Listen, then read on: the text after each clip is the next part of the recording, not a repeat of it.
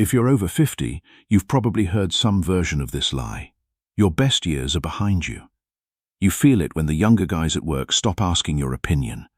You hear it in your doctor's tone when he starts talking more about managing decline than building strength. You see it when the women who once looked your way walk past without a glance, and it pisses you off, but you swallow it like you're supposed to. Here's the truth. You are not done. You're just finally dangerous. Because for the first time in your life, you've got the experience, the lessons, the scars, the insight, and most of all, you've run out of time to waste. This isn't a motivational speech.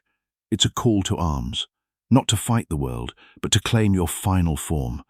Because while the world worships youth, Stoicism teaches something deeper. The older you get, the more unshakable you must become. So let's talk about what that looks like in action. Not theory, not philosophy in robes.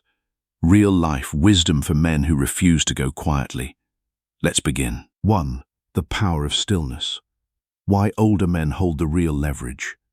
Young men run toward everything.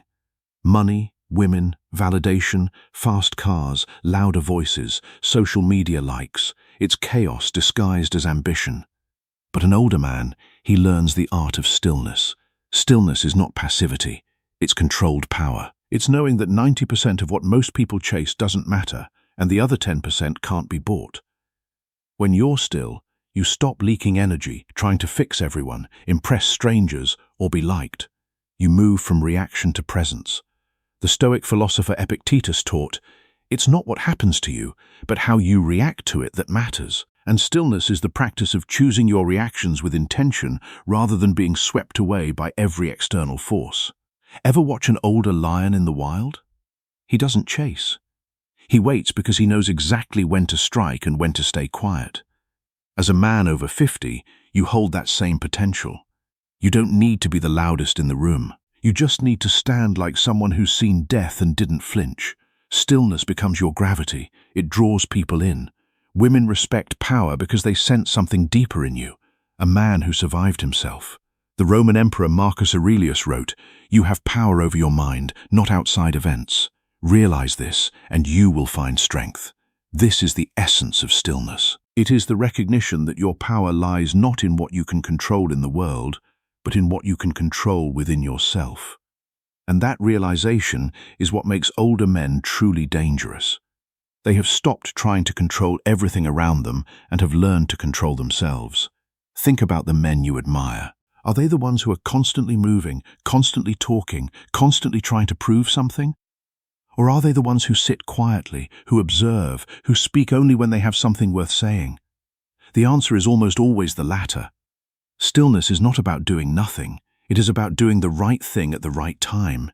It is about conserving your energy for what truly matters. It is about knowing when to act and when to wait. Young men act out of desperation.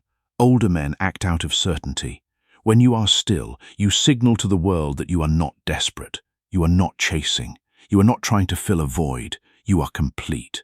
And that completeness is what makes you magnetic. Women are drawn to men who are complete. Men are drawn to men who are complete. The world is drawn to those who are complete.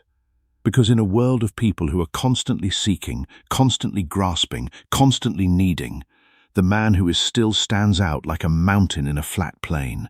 He cannot be ignored. He cannot be dismissed. He cannot be controlled. And that is the power of stillness. It is the power of being so centered in yourself that nothing outside of you can move you. 2. Unapologetic masculinity. Let the world call it intimidating. There comes a point in every man's life when he either shrinks to fit the modern world or he becomes a mountain people learn to walk around. You don't owe softness to anyone. You don't owe political correctness to people who haven't lived a day of your life. This culture wants older men to apologize for being masculine, for being direct, for having standards, for not bending to every emotional wave. But guess what? Your unapologetic energy, your too much presence, is exactly what a softening world needs. You don't have to shout. You don't have to argue. You just have to exist without folding. Start taking up space again. Sit with your legs wide. Speak slowly and clearly. Hold eye contact until the other person breaks. You're not mean. You're not toxic. You're masculine. And that is rare now, which means it's valuable. Don't bury your nature to make others feel safe. Stand tall. They'll adjust. Seneca wrote, "It is not that we have a short time to live, but that we waste a lot of it. And one of the greatest wastes is the time we spend trying to be what others want us to be." When you suppress your masculinity to make others comfortable, you are wasting the very thing that makes you who you are. You are trading your authenticity for approval. And approval, as we know, is a currency that never buys anything of real value. This is not about being aggressive or domineering. It is about being authentic. It is about owning who you are without apology. The world has become obsessed with making men feel guilty for their nature. You are told that your directness is toxic. Your strength is threatening. Your standards are problematic. But here is the truth. The world needs men who are unapologetically masculine. It needs men who are not afraid to lead, to speak the truth, to protect what is theirs. It needs men who do not apologize for their existence. When you embrace your masculinity, you give other men permission to do the same. You become a role model for the younger generation. You show them that it is possible to be strong without being cruel, to be direct without being disrespectful, to have standards without being arrogant. This is the legacy you leave. Not just through your actions, but through your presence. When you walk into a room, people should feel your gravity. They should know that you are not someone to be trifled with. Not because you are aggressive, but because you are grounded. Because you know who you are. And that knowledge is unshakable. That is the power of unapologetic masculinity. It is the power of being so comfortable in your own skin that the opinions of others no longer matter. It is the power of being so certain of your values that you cannot be moved. And that is a power that only comes with age. 3. Reclaiming discipline. How the second half becomes your prime. They say men peak in their 30s. That's false. Most men peak whenever they decide to master themselves. Your 60s can be your prime, but only if you return to discipline. Discipline isn't about military routines. It's about dignity. Wake up and move your body. Eat like your future depends on it because it does. Stop outsourcing your mental clarity to the news or cheap dopamine. Start every morning with stillness. A journal, a walk, a cold shower. Not because it's trendy, but because your time is now currency. Spend it wisely. You want vitality back? Train your body again. You want clarity? Stop consuming trash content and start building your cathedral of thought. The older you get, the more your actions echo. You're not just living, you're leaving behind a blueprint. Leave a strong one. The Stoic philosopher Epictetus taught, "No great thing is created suddenly." This applies powerfully to discipline. It is not built through one grand gesture. It is built through the accumulation of small choices made consistently over time. Every morning you choose to move your body. You are building discipline. Every time you choose real food over processed garbage, you are building discipline. Every time you choose to read a book instead of scrolling on your phone, you are building discipline. And over time, these small choices compound into something extraordinary. They transform you from a man who is declining into a man who is ascending. Most men your age have given up. They have accepted the lie that their best years are behind them. They have stopped trying. They have let themselves go. But you are not most men. You are here because you know there is more.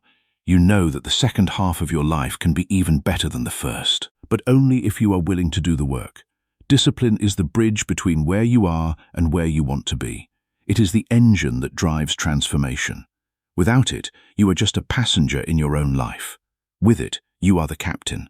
The choice is yours. You can continue to drift, or you can take the wheel. You can continue to let the world shape you, or you can shape yourself. Discipline is not punishment. It is liberation. It is the freedom that comes from knowing you are in control of your own life. And that freedom is what makes the second half of your life your prime. 4. The woman question.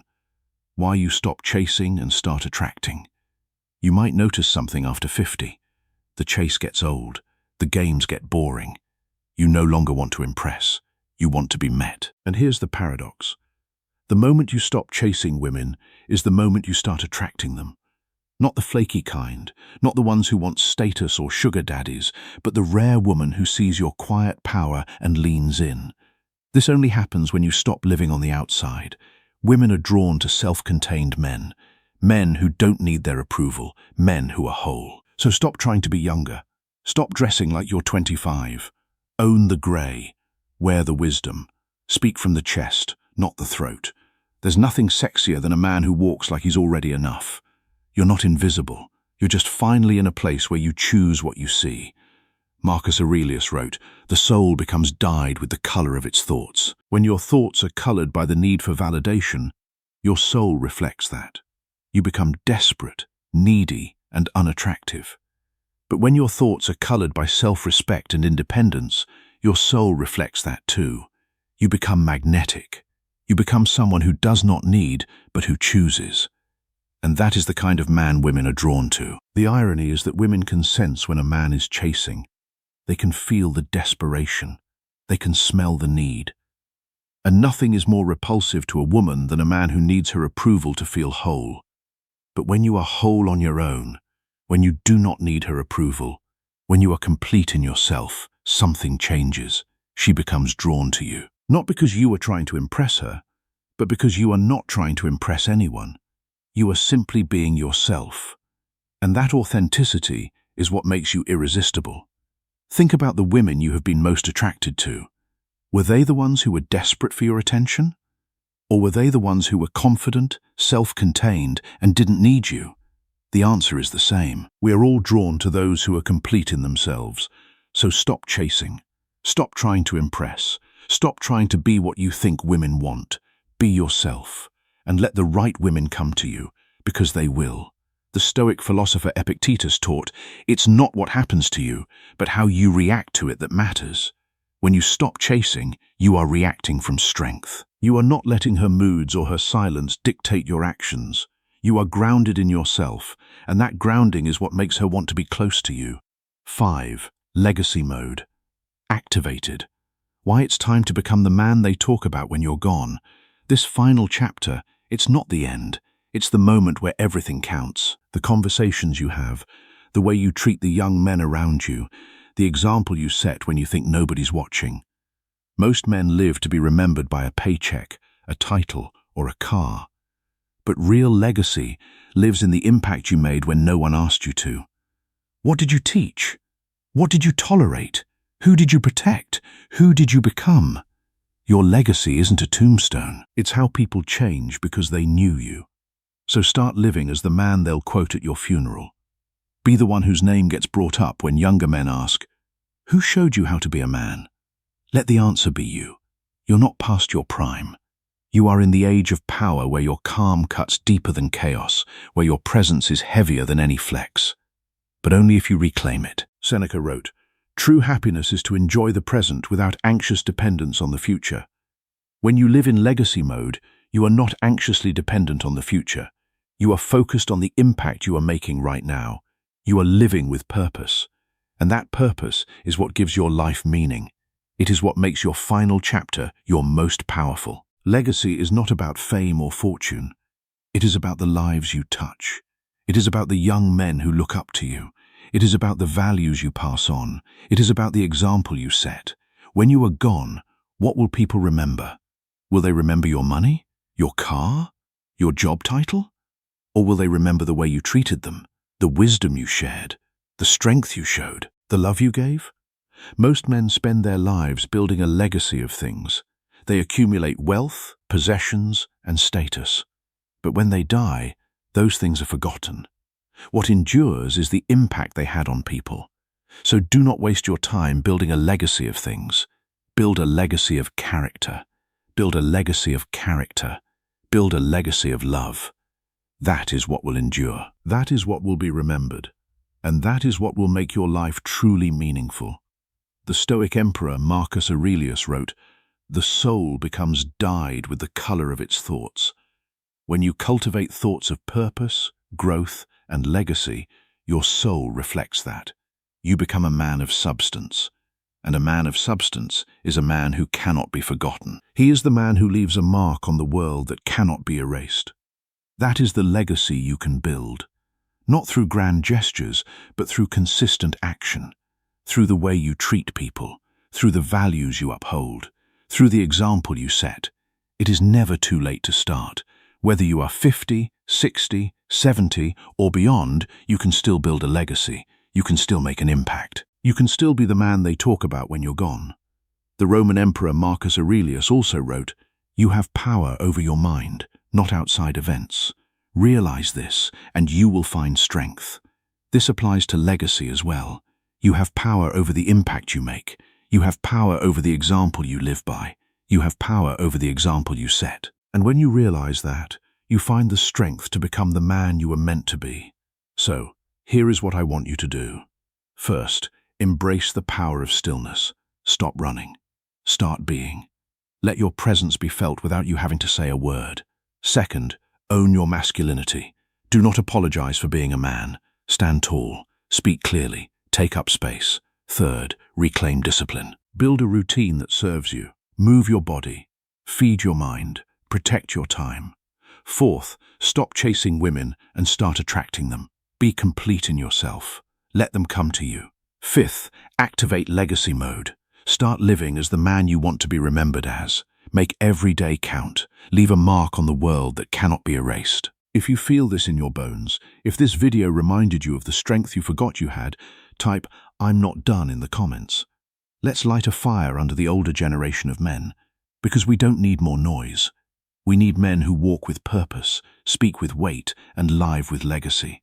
Subscribe if you're done being talked down to. And remember this, age doesn't weaken you, it sharpens you. The older you get, the more unshakable you must become. Be that man, build that life, and watch how everything changes.